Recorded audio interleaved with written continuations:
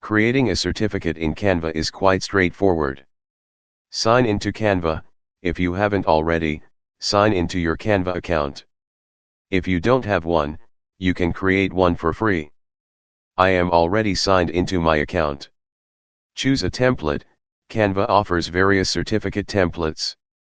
You can either search for certificate in the search bar or navigate to the certificates category to browse through available templates. Select a template.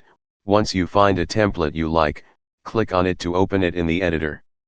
Customize the text. Click on any text element in the template to edit it. Replace the placeholder text with your own details, such as the recipient's name, the award title, the date, etc. Customize the design. You can customize the design further by changing the font, colors, background, and adding additional elements like shapes or icons.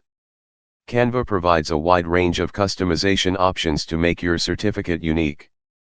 Upload your own images, optional. If you have a logo or any other images you want to include on the certificate, you can upload them to Canva and drag them onto the template. Download your certificate.